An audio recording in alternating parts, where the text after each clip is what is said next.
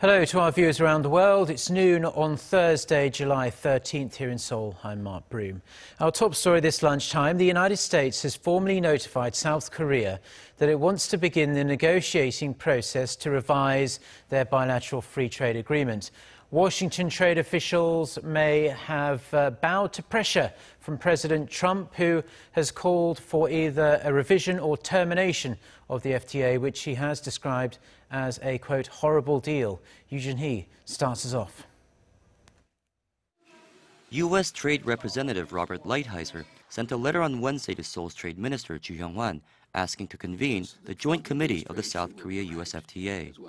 Lighthizer proposed that the meeting take place in Washington next month to discuss the removal of barriers on U.S. goods and amendments to the current deal as they see necessary.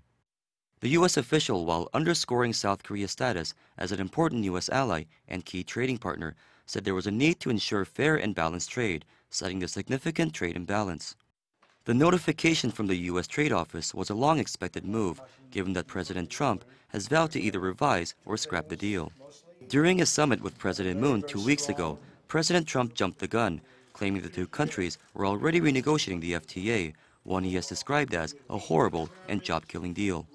However, South Korean officials countered by saying the FTA has been mutually beneficial since it came into effect in 2012. Experts also point out, although the U.S. has a deficit with South Korea in the trade of goods, it has enjoyed sizable surpluses in the services sector under the deal. The terms of the agreement stipulate that if one side officially requests the convening of the joint FTA committee, the other party must respond within 30 days. The Trump administration must also inform Congress 90 days before the start of any renegotiations.